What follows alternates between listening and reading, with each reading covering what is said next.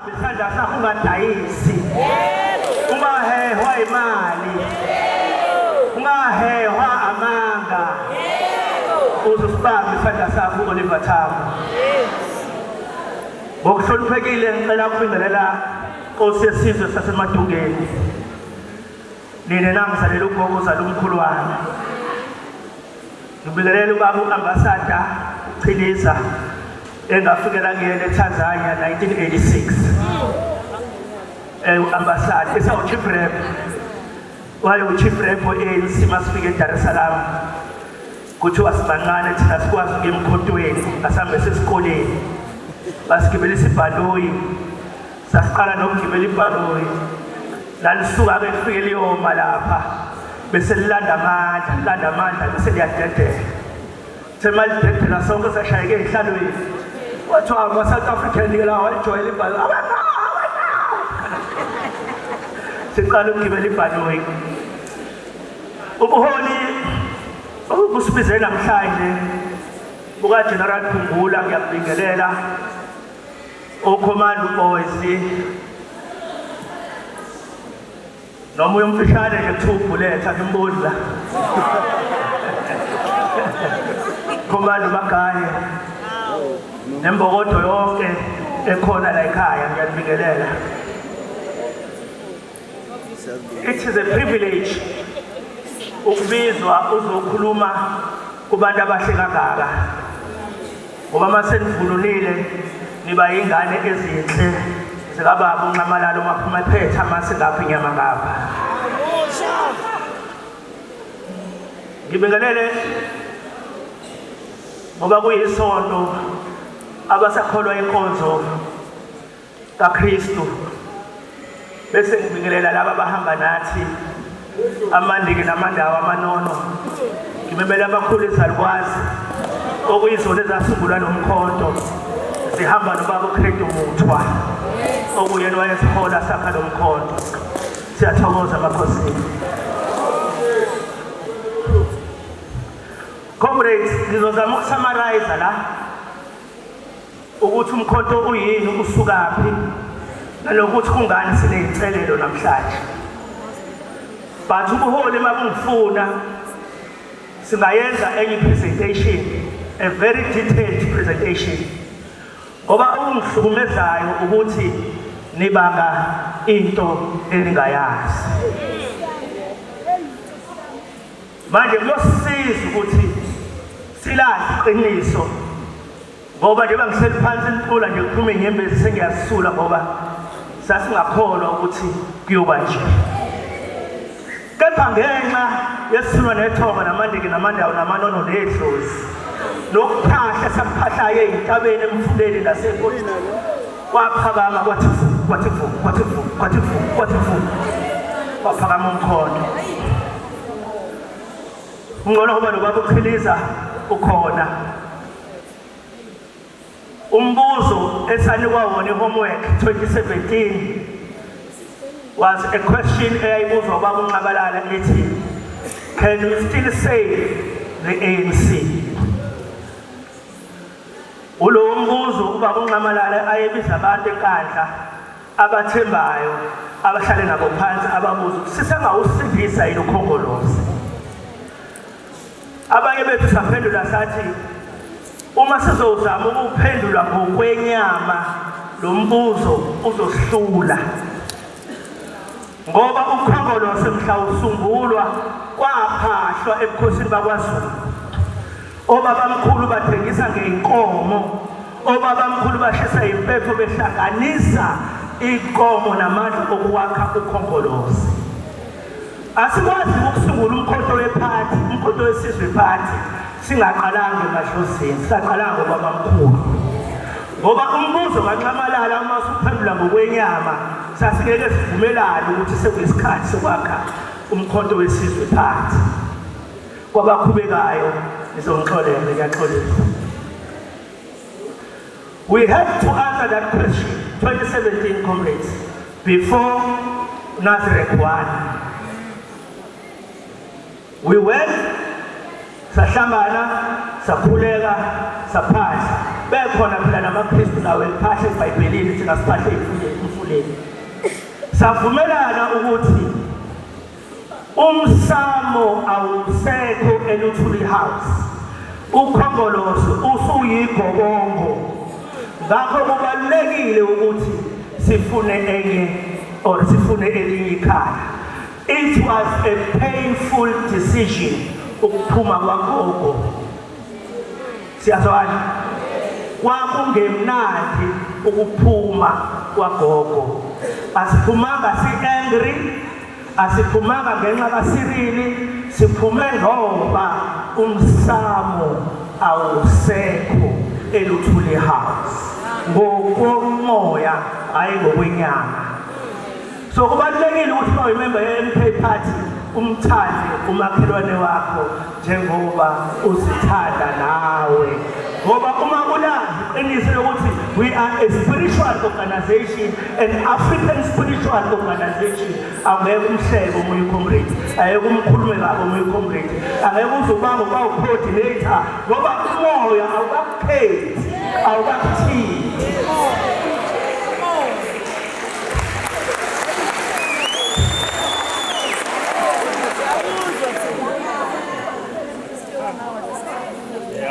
Comrades, the reason why we formed the MK Party of Kala is the silence of the righteous members of the ANC. Laba baku-ANC abayibonayo ukuthi yaduka bese bengasukumi beyilungise. Esithi masikhuluma nabo ukuthi sekuyabheda ma-comrade singayilungisa kanjani u-ANC athi comrade ipolitiki yakho ayingeni ebhodweni. Comrade ipolitiki yakho ikhulumayo yinhle impela kodwa ayufaki upetrol. Comrade ipolitiki oyikhulumayo imnandi impela iyayithola indawo kodwa ngeke imfundisele ingane zami. Those are the comrades who destroyed the ANC and forced us to form MK Party. This is it is the painful betrayal of the working class by the Communist Party and Kusuka. Because I think it's people say MK Party, who call the Communist Party ezweni. But the communist aselele lonqiwa embhedeni abasuka omabethu abasebenza abasaholi abasakhushulelwa imiholo for the past 4 years. The Communist Party ifana nento engekho. Ngoba wefanele siphume kwa-ANC siyongena kwi-Communist Party. Ngoba i-direction ye-Communist Party is crystal clear kwabafundile. There was no need of opening another political party because maningi kakhulu. So we were supposed to go to the Communist Party. Sibambe indlela yamakomanisi ngoba ikhuluma ngomhlaba, ikhuluma ngamalungelo abasebenzi, ikhuluma ngamandla amakhosi. But we spoke to them. Washo ukuthi izizwe zinkulu bazoshizo negazi. We had no choice but to form the MK Party. Esinye isizathu sokuthi sanje MK Party izinyembezi zezilo, izinyembezi zamakhosi. Ikhansela lihamba nge-4x4 inkosi yahayika. Emhlabeni kabanzi. Imeya ihamba ngobhazabhazi yagadwa kodwa amakhosi awagadwa. Izilo zigadwa ngoba zizilo kodwa amakhosi ney'nduna abavikelekile. Usizi lwamakhosi lwafika enkandla kwaDabudunuse saluzwa. Kwase kuthiwa ayikho indlela esingabuyisa ngayo isithuthi samakhosi. Esinye isizathu sesimkhopho wesizwe ukukhala kwey'nkonzo zakwantu. Iyoni, ama-ZCC, omndise, olikaLikhanyane, nabo bonke lawo masonto lawo ngoba akukhulekeki kahle imithandazo yethu ngathi akafiki kumkhulu womkhulu wethu. Ngathi imithandazo yethu ayizwakali uma sithi siyakhuleka kunalokho sishona phansi ekuhluphekeni. Ngathi kukhona umoya ongekho correct eSouth Africa owenza ukuthi iy'nkinga zethu zingaxazululeki. Ngoba sihlahleli onkulunkulu bezizwe. Nizokhumbula ukuthi unyazi lwa enkandla, true or false? Kwaba khona inkonzo enkandla, true or false? Umyalelo yakhulunywa unyazi lwezulu, angikwazi ukuyisho lana, kodwa kwakuwuphawu lokuthi silahlekile siyizizwe, sikhonza uNkulunkulu bezizwe, siyasaba ukuphuma eqinisweni, sizoma ukuthi thina singabomntwana bomnyanze munye, singumntwana kaMveli-Nqangi wamakhosi abantu, thina sibethelwa intombazane emabele made kwelisa naphesheya komfula. Makhosi amakhulu. Kube ukukhala kwabantu abasha abangasebenzi, esinye sezizathu lezo. Ikakhulukazi abantwana abasha odadewethu esebaphenduka odilika skate ukuze aqashwe. Bakhala odadewethu ukuthi ngifundile ngiyaqualifya kodwa ubongane uthi dilika skate ukuze ngisebenze. Kunengane eseyiphushwa abazali ukuthi aziyodayisa ngemzimba ukuze kulale kudliwe emakhaya. What have we done to betray ourselves so much? So MK Party izolungisa lokho, izobusa isithunzi somuntu wesifazane nomuntu wesilisa oseyibona naye sephila lempilo yokuthi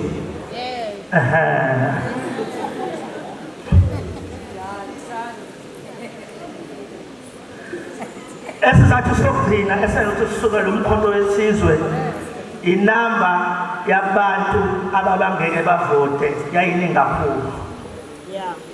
Within the ANC khona bangabe bengeke bavote, nase South Africa futhi baningi abantu abangeke bavote. So kunokuthi lelo vote lichitheke, sithe asihlale phansi siconsulte, sathola ukuthi abantu balabo almost 15 million were not going to vote. Bese kuhlanganiswa mina, kuhlanganiswe nabanye. Isuka lana ke leyo ukuthi sifune 2/3 majority. Sasazi ukuthi uNqamalala mevela ku TV uzosinika u20%, kodwa izilo namakhosi masikuhlanganisa basinika u80%. So amakhosi sathi sikhuluma nawo sibancenge ukuthi ayisinalombono ukuthi amakhosi ayakwamukela azokhuluma nezinduna, izinduna zokhuluma nomphakathi. Ikakhulukazi isizwe samaNdebele, isizwe sakwaXhosa, isizwe sabaPedi, isizwe sase-Northwest esasihambela. So bavuma amakhosi ukuthi ayazokwenza lokho. So we knew ukuthi amakhosi 80% plus 20 kaNqamalala is 2/3 majority. That's why sasithi thina sifuna 2/3 majority. Comrades, I want to quickly, Program Director, go to what are the pillars of the MK Party. Enye presentation umholi uzongibiza le ngoba ngiyangibeke i-TV screen la noma i-projector ngikwazi ukuthi sikhulume in details. Right? The first pillar of the MK Party, Ambassador, is the political acumen kabamunqamalala. In other words, besuka abanibiza discuss licabanga ukuthi niwinile kodwa ugcine yena because of his wisdom and his understanding of our political dynamics ekhaya nasemazweni angaphandle. So he's the first pillar of the MK Party. Whatever you think, it must be around bamunqamalala. Our thinking must be around that. Izwile abanye beproposa izumayizini lapha ekwilikhutha kuyihubo yethu. So angazi bazoyakha kanjani. But they are proposing that, Comrade Ambassador. The second pillar, Comrade, as I see proposal in the underground, was that each and every structure, say MK Party, fanele kube khona umuntu ozomela amakhosi. Ungamhleba yini omunye comrade, ungafika yini late emhlanganweni wazi ukuthi inkosi ithumele emhlanganweni noma inkosi yeza. You will always be punctual because inkosi ikhona emhlanganweni noma unobhala wendlu yamakhosi. Anikwazi ukuhlebana phela ngoba khona umuntu omele indlu yamakhosi. So the second pillar of MK Party is traditional leadership. Ukuvala lento eseniyenza manje. Kodwa amakhosi niwagaphile, amakhosi awekho kuma structures. Okay, for example, sathola 58 weyihlalo ku-national. So we assumed ukuthi 3 will come from Contralesa, 3 will come from Rodesa, 3 will come from the Rumula Sicha, which makes you 9. plus 1 amakhoyi namasana. So you have 10. So you've got 48 left. You take another 10, unika abalaphi bendabuko. You've got 38. You take another 10, unika abefundisi bamakhosi bahlanganise namaKristu. You've got 28. Then Lord 28 said, it is the prerogative of the leadership of the MK party ukuthi igcwaliseke. Kodwa masela afika abhala ama-staff. We've got problems today ngoba amakhosi awekho eParliament, abalaphi bendabuko, abazinkolo zabantu bahlanganiswe namaKristu. They are not in Parliament. So in Parliament ukhona abangani bobani ney'ntombi zobani nomakhelwane. It's not the MK party. We've got 37 weyihlalo kwaZulu Natal. U10 ungene emakhosini. Indlu yamakhosi bezokhipha u10. Amasonto akhipha u10. Kusale bani? 17. It is the prerogative of the leadership of the MK party ukugcwalisela. Hayi ungena abangani. Nkosi Thelumusa. That is what we planned in the underground. Ngiyabona ngiyacula nje ufike ngiyembe sithi Nkosi yami ehla moyo ingcwele ubathethelele. Comrades, before sisuke kwaba khona ukufika kukababa uKweqembu uThonyamazi. Efuka ngamaphupho wasikhombisa indodakazi yakhe ekuthiwa uNozipho ugogo uvula amasango omuntu. Ngaleso sikhathi MK party yayibizwa ngoZwelonke Traditional People's Party. Yashintsha yaba u-African Traditional People's Party. Yashintsha yaba u-African Traditional Socialist Party. Mase siqala siyakubaba so-reporter wathi uNxamalala amfana kithi sesikhulumile savumelana ukuthi ayibizwe ngegama la elizoba engeke lize libe bukhuni ukulibiza abantu. Sengithe mina akubo umkhonto party. In other words, even if constitution esasenzile nama-guidelines aswenzile, we had to change them and adjust them to MP party. Kase ngithi mina hawu manje Nxamalala ubani ozoyibhalisa le mpahla wathi khululeka sengimtholile umuntu ozongibhalisela. Awubaba ubani lo ukuze ngithole ne-ID number ngithi kumsebenza. Wathi hayi umfana nje ungazile ukuthi ungekaze asihluphe, akazi ukuthi ngikhululeka isituphunga.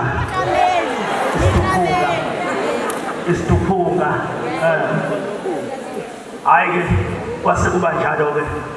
But ama-posts, they were already prepared ukuthi basibhalisele u-MK party. Because ama-list ayefuna u-IEC sasiwenza very fast ngoba amakhosi ayekhuluma lendlu kubhala ukusayini 5,000 eMpumalanga 5,000 into nje yenziwa amakhosi. Sase sinawo wonke lawo ma-list ubaba wathi hayi seyitholile-ke out ezobhalisa. So ubaba uKhelomuthi kwaba umfundisi uPhoko, kwaba umfundisi uThinengi baseNorthwest bakwaNdebele bakuMabhena, amaNdebele oMahlangu, inkosi yaseTranskei uSilo, umbiza iSilo ubuyele ekhaya.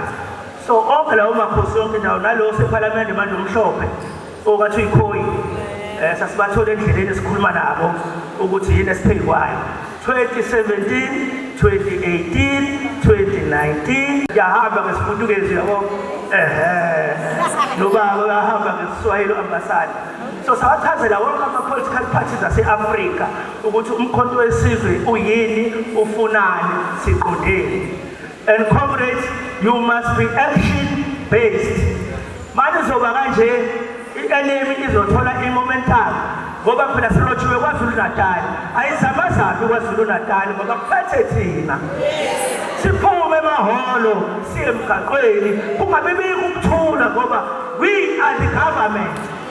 Yithi uhulumeni walawa waseNatal.